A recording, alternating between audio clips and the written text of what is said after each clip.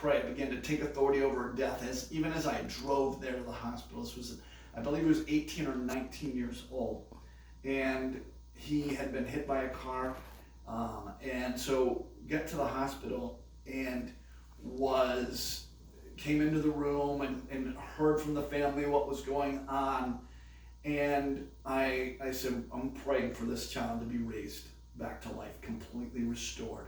And they were like, the doctors have told us there's no hope, that his liver enzyme counts were at 10,000. From what I've heard, at about 1,000 is when they call family members and they tell them that it's time to say goodbye. His counts were at 10,000. So all of his vital organs had begun to shut down, and they said that it's irreversible. I was like, except for God. And so began to pray over him. There were people there actually to harvest his organs. I did not know that that's what they were there to do. And we began to just take authority, rebuke the kingdom of darkness. And one of the family members had a vision or a dream. I think it was a vision. And in the vision, there were other details, but what I remember is in the vision they said they saw him walking out of the hospital, getting into a cab and driving away. And their interpretation of that was that he was going to die and go to heaven.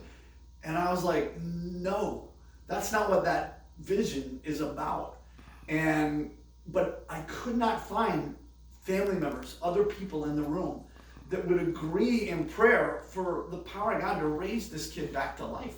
That's what they had invited me to come and pray and do. But even in that time of transportation, they had heard the doctors, and I was like, there is something powerful about the prayer agreement. And I'm like, I am praying in faith.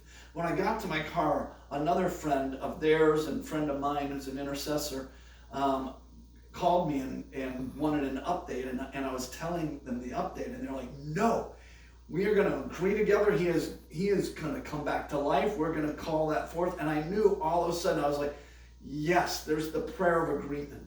And so we began to pray in faith. Another couple had headed to the hospital. We had shared together, and they were coming into agreement. And they were going to stay. They stayed the night and prayed over him. They even talked with the people that were there to harvest his organs, and who were a little bit frustrated that all this activity was going on, that they couldn't do their job. That young man is alive today. His journey out of that place where all of his organs were shut down to organ by organ, them coming back to life. And liver enzyme counts going back to normal. His neurologist one day, because there were people that stayed there and just continued to pray for him week after week. I don't remember how many weeks he was in the hospital.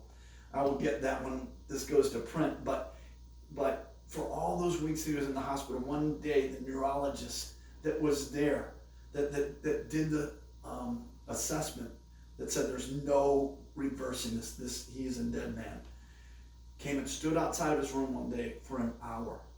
Couple was in there, the guy was in there, and he stood looking through the window, just shaking his head and saying, I cannot explain what I'm looking at.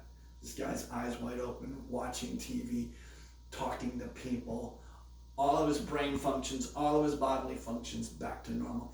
He's like, I've never seen anything like this. This can't be explained medically. I can't deny I've witnessed a miracle.